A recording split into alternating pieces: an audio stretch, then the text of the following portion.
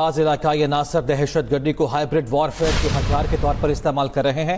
پاکستان دہشت گردی کے خلاف عالمی جنگ میں صف اول پر رہا ہے۔ پاکستان نے محفوظ دنیا کے لیے بے پناہ انسانی اور معاشی قربانیاں دی ہیں۔ پاکستان علاقائی کشیدگی میں کمی کے لیے فعال کردار ادا کرتا رہا ہے۔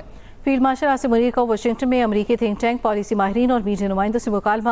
ISPR کے مطابق فیلڈ مارشل نے دہشت گردی سے متعلق پاکستان کے نقطہ نظر پر روشنی ڈالی۔ فیلڈ مارشل عاصم منیر نے مارکہ حق اور آپریشن بنیاد المرصوص پر بھی تفصیلی روشنی ڈالی۔ گفتگو میں پاک امریکہ شراکت داری کا بھی جائزہ لیا گیا۔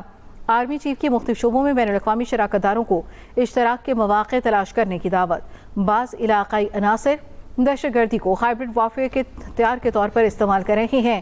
پاکستان دہشت گردی کے خلاف عالمی جنگ میں صف اول پر رہا۔ پاکستان نے محفوظ دنیا کے لیے بے پناہ انسانی اور معاشی قربانیاں دی ہیں۔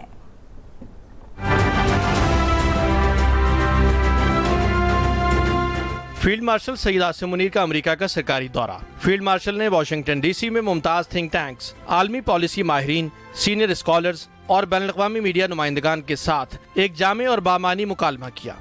ISPR کے مطابق ملاقات پاکستان کے اصولی موقف کی عالمی سطح پر بھرپور ترجمانی کا مؤثر ذریعہ بنی۔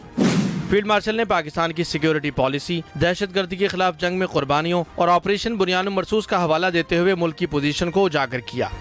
فیلڈ مارشل نے کہا کہ پاکستان نے دہشت گردی کے خلاف عالمی جنگ میں صف اول کا کردار ادا کرتے ہوئے انسانی اور مالی قربانیاں دیں۔ فیلڈ مارشل سید عاصم منیر نے کہا خطے کے بعض ریاستی عناصر دہشت گردی کو ہائبرڈ وارفیئر کے ہتھیار کے طور پر استعمال کر رہے ہیں، جو نہ صرف علاقائی بلکہ عالمی استحکام کے لیے بھی خطرہ بن چکے ہیں۔ پاکستان علاقائی امن، استحکام اور اصولوں پر مبنی عالمی نظام کے قیام کے لیے پرعزم ہے۔ فیلڈ مارشل نے پاکستان میں بے پناہ معاشی مواقع، انفارمیشن ٹیکنالوجی، زراعت، معدنیات اور کان کنی کے شعبوں کو اجاگر کیا۔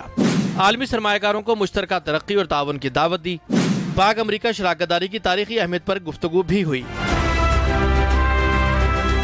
فیلڈ مارشل نے زور دیا کہ باہمی احترام، اسٹریٹجک اشتراک اور اقتصادی انحصار کی بنیاد پر دونوں ممالک کے درمیان کثیر الجہتی تعاون کو مزید وسعت دینے کی ضرورت ہے۔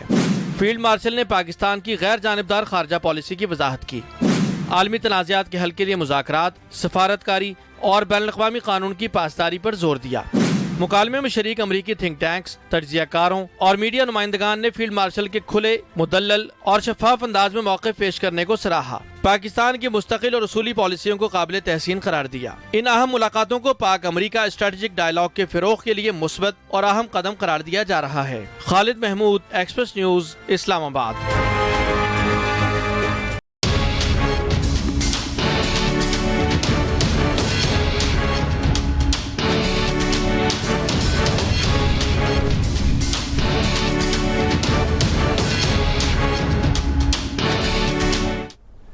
ایران کا اسرائیل کے جنوبی علاقوں میں ایک اور بڑا میزائل حملہ۔ ایرانی میڈیا کے مطابق دیوونہ میں اسرائیل کے ایٹمی ری ایکٹر پر میزائل داغے گئے۔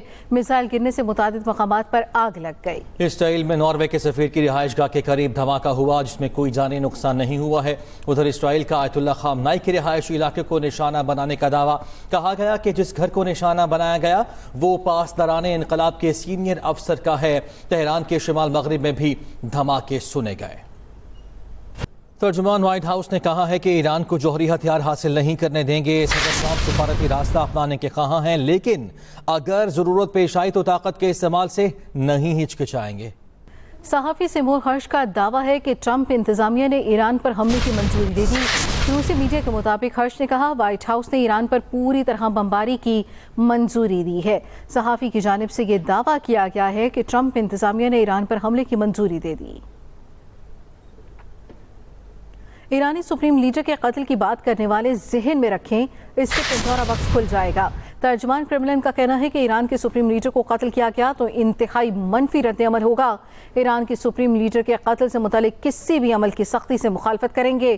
ایران میں حکومتی تبدیلی پر بات کرنا بھی ہر کسی کے لیے ناقابل قبول ہونا چاہیے۔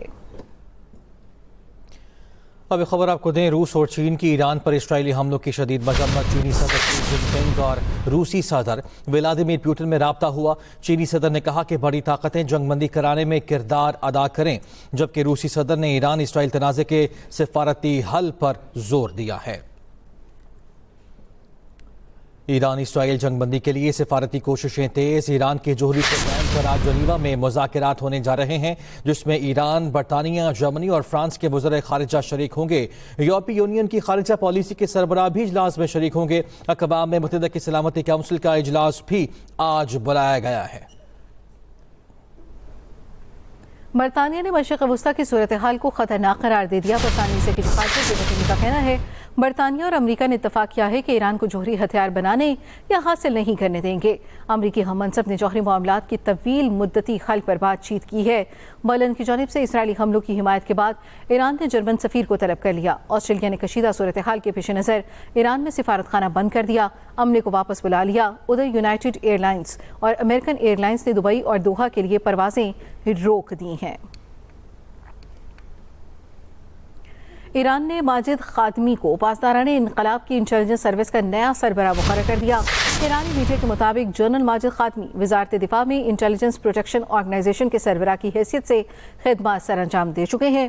اس سے پہلے پاسداران انقلاب کے انٹیلیجنس چیف بریگیڈیئر جنرل محمد قاسمی اور ان کے نائب اسرائیلی حملے میں شہید ہو گئے تھے۔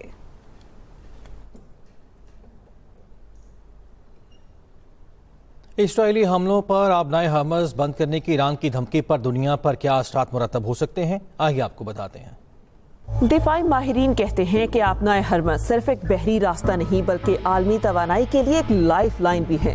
یہ وہ سمندری راستہ ہے جو مشرق وسطی میں تیل کی دولت سے مالا مال ممالک کو ایشیا، یورپ اور شمالی امریکہ سمیت دیگر دنیا تک ایندھن پہنچانے کے لیے نہایت اہم ہے۔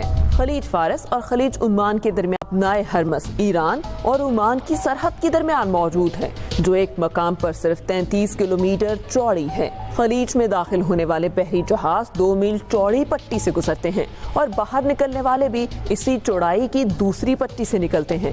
ان کے درمیان 2 میل کا فاصلہ ہوتا ہے۔ یہاں اگر کوئی جہاز ڈوب بھی جائے تو جہاز رانی بند نہیں ہوتی، کیونکہ یہاں پانی کی گہرائی کافی زیادہ ہے۔ خلیج فارس اور خلیج عمان کو جوڑنے والی آبنائے حماس سے پوری دنیا کو تیل کی 3% اور LNG کی 5% ترسیل کی جاتی ہے۔ ان تمام ممالک سے مجموعی عالمی تیل کی رسد کا 5واں حصہ اسی پوائنٹ سے گزرتا ہے۔ عالمی رپورٹس کے مطابق گزشتہ سال آبنائے حماس سے روزانہ 20 ملین بیرل تیل کی ترسیل ہوئی، جو عالمی پیٹرولیم استعمال کا 20% ہے، جبکہ ہر ماہ تقریباً 3000 بحری جہاز آبنائے حماس سے گزرتے ہیں۔ ایران اسرائیل جنگ نے آبنائے حماس میں تجارت اور دنیا کو تیل اور گیس کی ترسیل کی بندش کے خطرات سے دوچار کر دیا ہے۔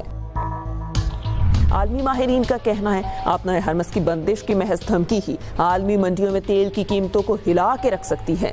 جے پی مورگن نامی عالمی ادارے نے خبردار کیا تھا کہ ایسا ہونے سے تیل کی قیمت فی بیرل 120 سے $130 تک پہنچ سکتی ہے۔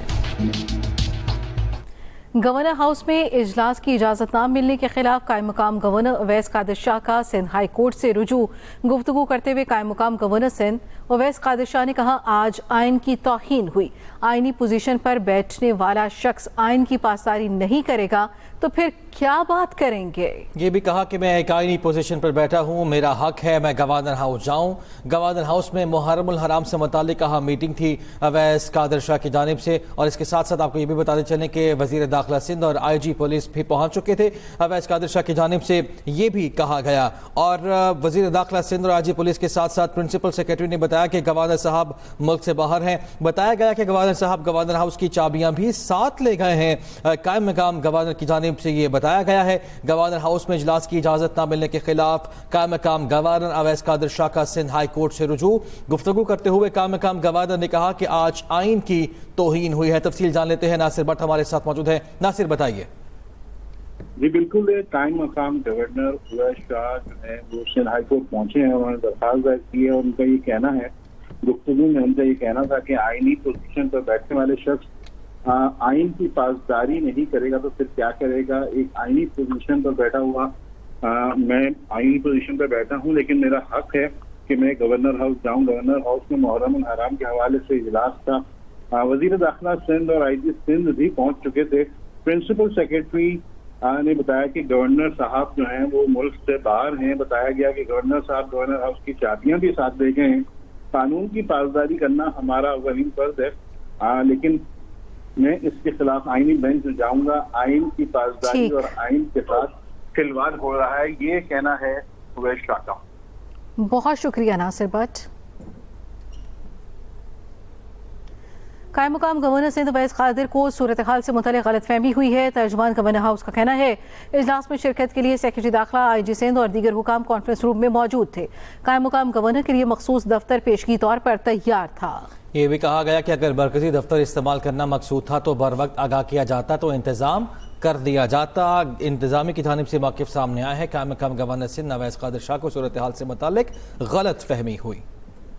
पंजाब में आज से प्री मानसून बारिशों का आगाज। पंजाब के मुख्तलिफ अजला में 23 जून तक आंधी, बारिश और झक्कर चलने का इम्कान। तर्जुमान PTMA के मुताबिक रावलपिंडी, मरी, गिलियात, अटक, चकवाल, हाफजाबाद, गुजरात, जेहलम और गुजरावाला में बारिश मुतवक्के है। इन इलाकों के अलावा लाहौर, फैसलाबाद, सियालकोट, नारोवाल, टोबा टेक सिंह, झंग, सरगोदा और मियांवाली में भी बादल बरसने का इम्कान जाहिर किया गया है। पंजाब में आज से प्री मानसून बारिशों का आगाज होने जा रहा है।